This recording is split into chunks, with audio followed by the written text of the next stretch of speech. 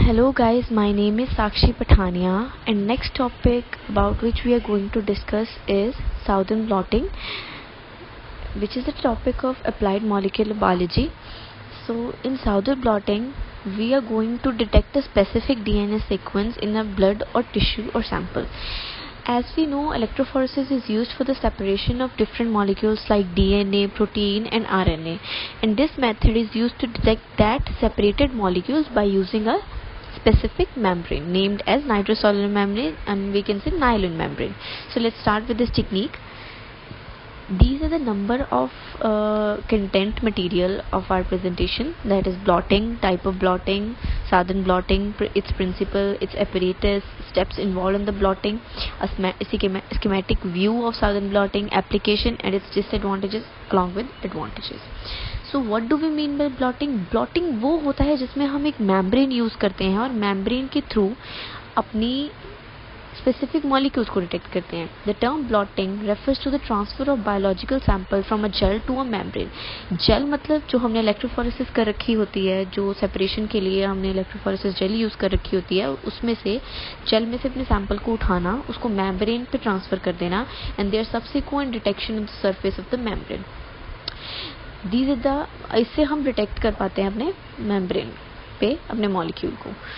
Technique for transferring DNA and RNA and proteins onto a carrier so they can be separated and often follows the use of a gel electrophoresis. ये मैं आपको पहले भी बता चुकी हूँ. Gel electrophoresis एक ऐसा मेथड है जिसके थ्रू हम सेपरेट करते हैं डिफरेंट मॉलिक्यूल्स को, और इस टेक्निक को हम डिफरेंट प्रेजेंटेशन में डिस्कस भी करेंगे. सो डिस्क्रिप्शन इसका उसी प्रेजेंटेशन में डिस्कस करेंगे. Next is type of blotting. Southern blotting हमारी यूज होती है to differentiate DNA molecules. Northern blotting होती है आरएनए मॉलिक्यूल. वेस्टर्न ब्लॉटिंग होती है for protein detection. What do we mean by Southern blotting? Southern blotting is a method used in molecular biology for the detection of specific DNA sequence in a DNA sample. अगर हमारे पास एक DNA sample आया है, उसमें अगर कुछ हमें specific DNA sequence detect करना है, so this is the method of preference. So next is the Southern blotting combines transfer of electrophoresis separated DNA fragments to a filter membrane. मतलब ये प्रोसीजर ही हमारा, हम इलेक्ट्रोफोरेसिस करते हैं, इलेक्ट्रोफोरेसिस से अपने मॉलिक्यूल्स को सेपरेट करते हैं. After then we have to transfer that gel to the membrane to detect that molecules. अब हमें सिर्फ सेपरेट करके क्या लेना है उससे, हमें उसको डिटेक्ट भी तो करना है. तो डिटेक्शन के लिए हमारी ये डिफरेंट टेक्निक्स है, that is southern blotting, northern blotting and western blotting. And this technique is invented by Edwin Mailer southern, which is a British biologist. Next is our principle that is based on the hybridization. So what do we mean by hybridization? It is a process combining different varieties of organisms to create a hybrid. Hybrid कह लो कि जब हम कुछ चीज़ों को जोड़ के एक नई चीज़ बनाएं, that is a hybridization. So उस प्रोसीजर को hybridization कहते हैं. इसी मेथड को हम इसमें यूज़ करते हैं. Hybridization is the process of forming a double-stranded DNA molecule between a single-stranded DNA probe and a single-stranded target DNA. ये target DNA क्या है या probe क्या है, ये हम further discuss करेंगे. इसके बारे में आपको डिस्कशन हमारे प्रोसीजर के दौरान पता चल जाएगा कि ये क्या होता है. There are two important features of hybridization. The reactions are specific. Specific मतलब हमारे प्रोब को पता है कि मुझे किस सिंगल स्ट्रैंडेड डीएनए के साथ जाके बाइंड करना है. That is specific in binding. The probe can find one molecule of target in a mixture of millions. That means अगर उसको millions के मिक्सचर में भी डाला जाएगा ना, तो वो टारगेटेड मटेरियल को जाके बाइंड कर सकता है, उसमें ये कैपेबिलिटी है. So this is the principle of our Southern blotting. Next is our apparatus. Our apparatus contain a transfer buffer. Transfer buffer किस लिए यूज़ करा जाता है? ताकि हमारा जो जेल में प्रेजेंट डीएनए मॉलिक्यूल्स है वो हमारे मेम्ब्रेन में मूव कर सके.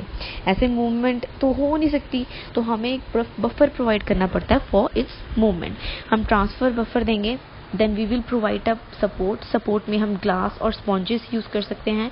After then we will provide a saran wrap. Saran wrap बहुत ज़्यादा पतला रैप होता है जिसका मतलब होना ना होना बराबर है, लेकिन हमें उसको रखना पड़ता है ताकि मूवमेंट ट्रांसफर बफर की हो सके. Next will be Whatman paper. Whatman paper use करा जाता है. देन जेल जो हमने इलेक्ट्रोफोरेसिस जो हमारे फ्रेगमेंटेड मॉलिक्यूल जिसमें प्रेजेंट है जेल डालनी है. देन मेम्ब्रेन जिसमें हमें ट्रांसफर करना है. Then after that Whatman paper stack होगा. आफ्टर दैट पेपर टॉवल होगा. देन वेट होगा. ये वेट क्यों डाला जाता है? ताकि हमारी मेम्ब्रेन और हमारी जेल एक दूसरे से इतने ज़्यादा बाइंड कर जाए ताकि वो ट्रांसफ़र ईजिली हो सके जेल में से मेम्ब्रेन में। So this is our apparatus. These are the steps involved in Southern blotting। अब हम अपनी Southern blotting स्टार्ट करते हैं। हमारे स्टेप्स क्या है उसमें? First of all we will extract the purify DNA from cell. अब जिस DNA को हम डिटेक्ट करना चाहते हैं, हम उस DNA को एक्सट्रैक्ट करेंगे। Extraction of DNA we will done firstly, then after that we will restrict the DNA with enzyme। What do we mean by restrict? We will use different restriction enzyme which are also known as molecular scissors, which are used to cut the DNA into different small pieces। हमें पता है restriction enzyme tool used in genetic engineering में मैं आपको बता चुकी हूँ कि रिस्ट्रिक्शन एंजाइम क्या होते हैं। डीएनए को छोटे छोटे पीसेस में काटना, दैट इज रिस्ट्रिक्शन एंजाइम्स का काम। ठीक है, तो हम क्या करते हैं, डीएनए को छोटे छोटे पीसेस में काटते हैं। After that separated by electrophoresis, जो पीसेस हमने काटे होते हैं उसमें हम अपना मॉलिक्यूल लेते हैं और उसको सेपरेट कर लेते हैं बाय यूजिंग इलेक्ट्रोफोरेसिस। मतलब जेल मेथड लेते हैं और इलेक्ट्रोफोरेसिस के थ्रू उसको सेपरेट कर लेते हैं। After that we will denature the DNA. Denaturation मतलब हम अपने डबल स्ट्रैंडेड डीएनए को सिंगल स्ट्रैंडेड डीएनए कर लेते हैं। वो हम कैसे करते हैं? By using alkali treatment. NaOH के साथ उसको ट्रीट करवाते हैं जिससे हाइड्रोजन बॉन्ड ब्रेक हो जाते हैं और double stranded DNA single stranded DNA में कन्वर्ट हो जाता है। उसके बाद हम अपने सिंगल स्ट्रैंडेड डीएनए को ट्रांसफर कर देते हैं नाइट्रोसेलुलर पेपर पे। नाइट्रोसेलुलर पेपर पे ट्रांसफर करने के बाद हम लेबल्ड प्रोब यूज करते हैं। लेबल्ड प्रोब हम इस हिसाब से बनाई होती है, हमने मॉलिक्यूल को डिटेक्ट करना है। स्टार्टिंग में हमने एक्सट्रैक्ट करा था मॉलिक्यूल, हमें पता है कि उसका सीक्वेंस क्या है, तो we will choose that probe which will be complementary to our detection. That जो हमने डिटेक्ट करना है ना मॉलिक्यूल्स, उसके कॉम्प्लीमेंट्री होगा ये हमारा लेबल्ड प्रोब। उसके बाद हम वॉश ऑफ कर देंगे जो प्रोब है हमारी। फिर हमारे डबल स्ट्रैंडेड, हमारा सिंगल स्ट्रैंडेड डीएनए हो गया, सिंगल स्ट्रैंडेड प्रोब हो गया, ये दोनों जाके हाइब्रिडाइजेशन कर देंगे। मतलब सिंगल वो डबल हो जाएंगे और हाइब्रिडाइजेशन कर देंगे। After that we can use our autoradiography and we can check the detection of the molecule. इन स्टेप्स को अब हम डिटेल में डिस्कस करें। Okay, so next we are going to discuss about the steps in detail. सबसे पहले हम अपने डीएनए मॉलिक्यूल को एक्सट्रैक्ट करते हैं। जिस भी डीएनए सीक्वेंस को हमने स्टडी करना है या हमें कोई डिजीज डायग्नोस करना है या whatever we want to do, we first have to extract that DNA from a specific cell. After that हम क्या करेंगे, उस डीएनए को तोड़ेंगे। अब हमें पूरे डीएनए का डीएनए थोड़ी स्टडी करना है, अब हमें एक स्पेसिफिक सीक्वेंस स्टडी करना है। तो what we will do, we will cut down those DNA molecules by using the molecular scissor, that is our restriction enzyme.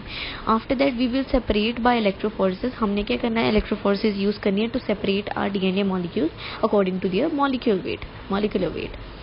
Next is हमें डीनेचर करना है डीएनए को। डीनेचर का मतलब क्या है, हमें डीएनए को डबल स्ट्रैंडेड से सिंगल स्ट्रैंडेड करना है। वो हम कैसे करेंगे, उसको अल्कली के साथ ट्रीट करवाएंगे। Alkali we can use is NaOH, हम सोडियम हाइड्रोक्साइड यूज कर सकते हैं। उससे हाइड्रोजन बॉन्ड जो है हमारे डीएनए के वो ब्रेक हो जाएंगे और वो डबल स्ट्रैंडेड से सिंगल स्ट्रैंडेड में कन्वर्ट हो जाएगा।